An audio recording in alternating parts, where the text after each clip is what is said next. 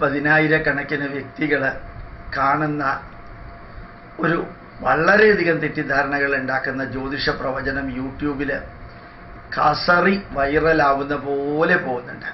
ഒരു പൂണൂലിട്ട് ചന്ദനവും ഭസ്മവും തൊട്ട് ഒരു സ്വർണ്ണമാലയിട്ട് ഒരു നമ്പൂതിരിയുടെ ലുക്ക്, ഒരു ജ്യോതിഷിയുടെ ലുക്ക് വെച്ച് ഫോട്ടോ വെച്ച് നല്ല വീഡിയോ കൊടുക്കുന്ന ഒരു കാഴ്ച കാണാൻ സാധിക്കും നിങ്ങൾക്ക്. എന്തുകൊണ്ടാണ് ഇത് തെറ്റെന്ന് പറയുന്നത്? ഒരു ഉദാഹരണം പറയാം. അടുത്ത കാലത്ത് ഏതാണ്ട് 4 ലക്ഷോ 5 ലക്ഷോ പേര് കാണുന്ന ആയില്യം നക്ഷത്രക്കാരുടെ മഹത്വത്തെക്കുറിച്ച് ഒരാൾ അപ്ലോഡ് ചെയ്തിരുന്നു. കണ്ടാൽ ഐശ്വര്യപൂർണമായ ഒരു നമ്പൂതിരി ലുക്കുള്ള പാർട്ടി ഈ 4 ലക്ഷം 5 ലക്ഷം പേര് കാണുമ്പോൾ അതിനകത്ത് കൊടുത്തിരിക്കുന്നത് 100% തെറ്റാണ്, പറ്റിക്കലാണ്, ചതിയാണ്, വഞ്ചനയാണ്, മഹാവഞ്ചനയാണ് ചെയ്യുന്നത്. അതെന്താ കാരണമെന്ന് പറയുന്നതിന് മുമ്പ് ഇങ്ങനെ ഇവർ അപ്ലോഡ് ചെയ്യാൻ കാരണം എന്താണെന്ന് കൂടി പറയാം. ഇങ്ങനെ ഓരോ വ്യക്തിയും ഈ ആയില്യ നക്ഷത്രക്കാരൻ്റെ അല്ലെങ്കിൽ ജ്യോതിഷത്തിൻ്റെ എന്തെങ്കിലും കാണുമ്പോൾ 4 ലക്ഷം 5 ലക്ഷം പേര് അത് കാണുമ്പോൾ എത്രയോ 7 പൈസയോ 8 പൈസയോ വെച്ചിട്ട് ആ അപ്ലോഡ് ചെയ്ത വ്യക്തിക്ക് നേരിട്ട് ബാങ്ക് അക്കൗണ്ടിലേക്ക് യൂട്യൂബിൽ നിന്ന് പൈസ വരും. അത് മോണിറ്റൈസ് ചെയ്യുന്നത് കൊണ്ട് ആ യൂട്യൂബിലെ പൈസ കൊണ്ട് തനി അബദ്ധങ്ങളും വികാരം നിറഞ്ഞ ടൈറ്റിലുകളും ശുദ്ധ അബദ്ധങ്ങളും പറഞ്ഞിട്ട് പിന്നെയും ലക്ഷക്കണക്കിന് രൂപ ഉണ്ടാക്കാൻ സാധിക്കും, 10,000 രൂപ ഉണ്ടാക്കാൻ സാധിക്കും.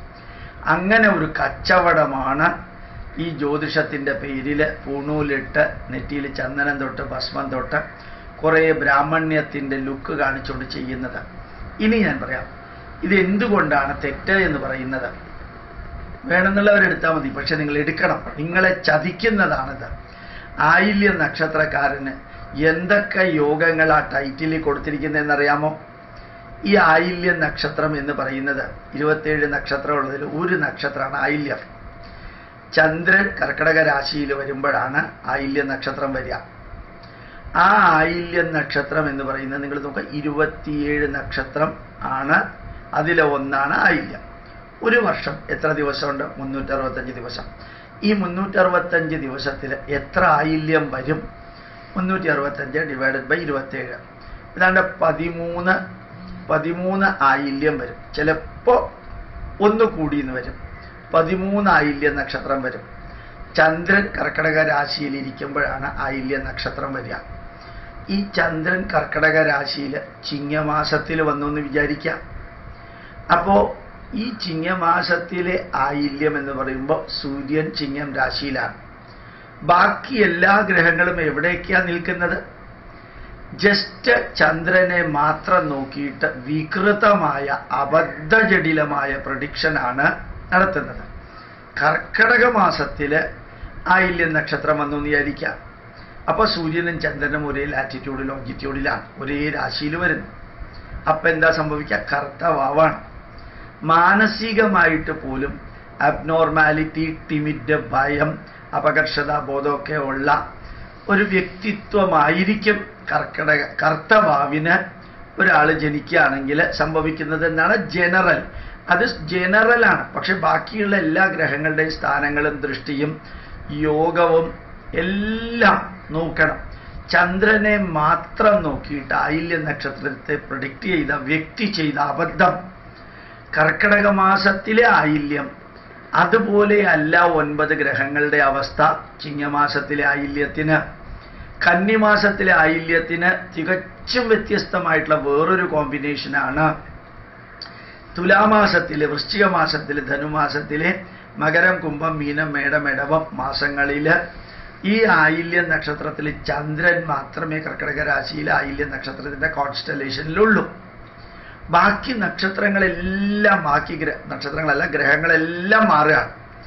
അങ്ങനെ വ്യത്യസ്തമായിട്ടുള്ള ഗ്രഹങ്ങൾ വ്യത്യസ്ത സ്ഥലത്ത് വരുമ്പോൾ ആ ഗ്രഹങ്ങളുടെ ദൃഷ്ടി ചന്ദ്രൻ ഉണ്ടാവുന്നത് മാത്രമല്ല, കർക്കിടക രാശിയിലിരിക്കുന്ന മറ്റ് ഗ്രഹങ്ങൾ, ആയില്യ നക്ഷത്രത്തിൻ്റെ കർക്കിടക രാശിയിലിരിക്കുന്ന മറ്റ് ഗ്രഹങ്ങൾ ഏത് നക്ഷത്രത്തിനും ഇത് തന്നെയാണ്. ആയില്യം, മകം, പൂരം, ഉത്രം, അത്തം, ചിത്ര, ചോതി, വിശാഖം, അനിഴം, തൃക്കേട്ടം, അതാത് രാശിയിൽ ചന്ദ്രൻ വരുമ്പോഴാണ് ആ നക്ഷത്രം നമ്മൾ എടുക്കുക.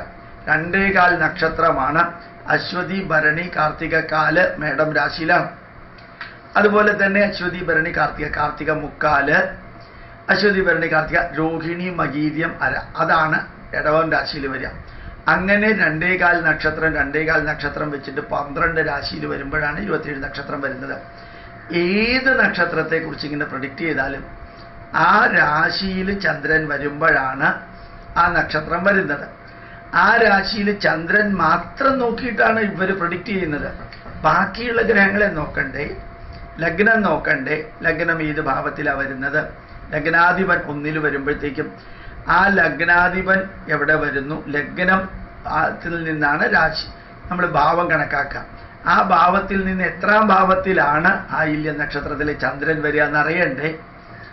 ഈ ചന്ദ്രൻ നിൽക്കുന്ന രാശിയിൽ നിന്ന് എവിടെയാണ് ഗുരു നിൽക്കുന്നത്, എവിടെയാണ് ശുക്രൻ നിൽക്കുന്നത്, കർക്കടകം രാശിയിലെ ഭാവാധിപനായ ചന്ദ്രൻ എവിടെയാണ് നിൽക്കുക, പിന്നെ സൂര്യൻ എവിടെയാണ് നിൽക്കുക, പിന്നെ ചൊവ്വ എവിടെയാണ് നിൽക്കുക, ഗുരു എവിടെയാണ് നിൽക്കുക, ശനി എവിടെയാണ് നിൽക്കുക, ശുക്രൻ എവിടെയാണ് നിൽക്കുക, ബുധൻ എവിടെയാണ് നിൽക്കുന്നത്, അത് ഉച്ചക്ഷേത്രത്തിലാണോ, സ്വക്ഷേത്രത്തിലാണോ, നീചക്ഷേത്രത്തിലാണോ, ബന്ധുക്ഷേത്രത്തിലാണോ, അതിബന്ധുക്ഷേത്രത്തിലാണോ. അതുപോലെ തന്നെ ആ ഗ്രഹങ്ങളുടെ യോഗം, ഗുരുവും ശുക്രനുമായിട്ട് യോഗം ചെയ്യുന്നുണ്ട്, രാഹു ഗുരുവുമായിട്ട് യോഗം ചെയ്യുന്നുണ്ട്, സൂര്യനും ഗുരുവുമായിട്ട് യോഗം ചെയ്യുമ്പോൾ മൗഢ്യമുണ്ടോ, ഈ മൗഢ്യം 7.5 ഡിഗ്രിക്ക് അകത്ത് വരുമ്പോഴത്തേക്കും എന്ത് സംഭവിക്കുന്നു.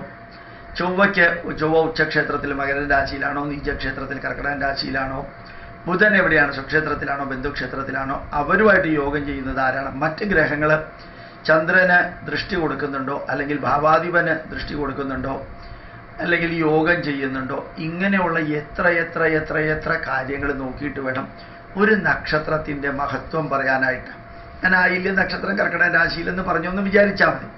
ഓരോ നക്ഷത്രവും ഓരോ രാശിയിലാണ് വരുന്നത്. ആ രാശിയിലുള്ളത് അതിനെ ഭാവമാക്കി മാറ്റി രാശ്യാധിപൻ, ഭാവാധിപൻ, ആ ഭാവത്തിലേക്ക് നോക്കുന്ന ഗ്രഹങ്ങൾ, ഭാവാധിപതിയായിട്ട് യോഗം ചെയ്തിരിക്കുന്ന ഗ്രഹങ്ങൾ, ഭാവാധിപതി ഉച്ചത്തിലോ നീചത്തിലോ സ്വക്ഷേത്രത്തിലോ ബന്ധുക്ഷേത്രത്തിലോ മിത്രക്ഷേത്രത്തിലോ എന്ന് നോക്കിയിട്ട് അവര് മറ്റ് ഗ്രഹങ്ങളുമായിട്ട് യോഗം ചെയ്യുകയും ശുഭനക്ഷത്രങ്ങളുടെ യോഗവും പാപകർത്തരി യോഗം അപ്പുറത്തും ഇപ്പുറത്തും 2 പാപഗ്രഹങ്ങളുണ്ടോ. ഇനി ഇതെല്ലാം കഴിഞ്ഞതിന് ശേഷം ഇയാളുടെ ചന്ദ്രദശയിലാണ് ഇയാൾക്ക് ആയില്യ നക്ഷത്രത്തിന്റെ പ്രയോജനം ഉണ്ടാവുക, അല്ലാതെ ഉണ്ടാവുകയില്ല. അപ്പൊ വെറുതെ അടിച്ച് കലക്കി ശരിക്ക് പറ്റിക്കുന്ന ഒരു സംഭവമാണ് യൂട്യൂബിലൂടെ നക്ഷത്രങ്ങളെ കുറിച്ച് പറഞ്ഞ് വെട്ടിലാക്കുന്നത്. ഇത് ഒരുപക്ഷെ ആൾക്കാർക്ക് വലിയ താല്പര്യമൊന്നുമില്ല, വെറുതെ കേട്ടിട്ട് നിൽക്കുമായിരിക്കാം. പക്ഷെ ഒരു വിഭാഗം ജനത വിദ്യാഭ്യാസം കൂടുന്നുണ്ടെങ്കിലും, നല്ല വിദ്യാഭ്യാസം ഉണ്ടെങ്കിൽ പോലും നെഗറ്റീവിലേക്ക് പോകാൻ ഇത് കാരണമാകുന്നു. ശരിക്ക് ഇന്നലത്തെ പത്രത്തിലുണ്ടായിരുന്നു, എലക്ഷനിൽ ജയിക്കുന്ന വ്യക്തികളെ പ്രഡിക്റ്റ് ചെയ്താൽ നിങ്ങൾ അഴിയെണ്ണും എന്ന് പറഞ്ഞിട്ട് ഒരു വാർത്തയാണ്. അത് യൂട്യൂബിലാണ്, മാതൃഭൂമിയിലും മനോരമയിലും ജന്മഭൂമിയിലും ഒന്നും കണ്ടതായിട്ട് ഓർക്കണില്ല. അപ്പോൾ എലക്ഷന് ജയിക്കുന്ന കാൻഡിഡേറ്റിനെ കുറിച്ചിട്ട് പ്രവചിച്ചു കഴിഞ്ഞാൽ അത് അഴിയെണ്ണുമെന്ന് പറയും. സത്യമാണോ നുണയാണോ എന്ന് അറിഞ്ഞൂടാ. അതിനേക്കാളും അഴിയെണ്ണിക്കേണ്ടത് ഇതുമാതിരി തെറ്റായിട്ടുള്ള ശുദ്ധാബദ്ധങ്ങൾ പറഞ്ഞ് ആയില്യ നക്ഷത്രക്കാരന്, മൂല നക്ഷത്രക്കാരന്, അല്ലെങ്കിൽ ഉത്രാടം നക്ഷത്രക്കാരന്, പുണർദ നക്ഷത്രക്കാരന് ഈ വർഷം സംഭവിക്കാൻ പോണതെന്നൊക്കെ പറഞ്ഞ് അത് തെറ്റാണ്, പറ്റിക്കലാണ്. കാരണം വെച്ചാൽ ആ നക്ഷത്രം മാത്രം, ചന്ദ്രനെ മാത്രം നോക്കിയിട്ട് പറയാൻ പറ്റില്ല. മറ്റ് 12 രാശിയും ഭാവങ്ങളും റീകാൽക്കുലേറ്റ് ചെയ്ത് ദശ കാൽക്കുലേറ്റ് ചെയ്തിട്ട്, ഞാൻ നേരത്തെ പറഞ്ഞ മാതിരി തന്നെ അതിലെ ഉച്ചക്ഷേത്രം, നീചക്ഷേത്രം, ബന്ധുക്ഷേത്രം, സ്വക്ഷേത്രം, ഗ്രഹങ്ങളുടെ യോഗ, ഇതെല്ലാം കൂടി വളരെ വളരെ വളരെ വലിയൊരു പാരാമീറ്റർ നോക്കി പറയേണ്ടതിന് പകരം ചുമ്മാ ഒരു നക്ഷത്രത്തിനെ മാത്രം കണക്കാക്കി പറയുന്ന ഈ പറ്റിക്കല് ഈ ജ്യോതിഷന്മാരുടെ പേരിൽ ചെയ്യാൻ കാരണം ഇതാണ്.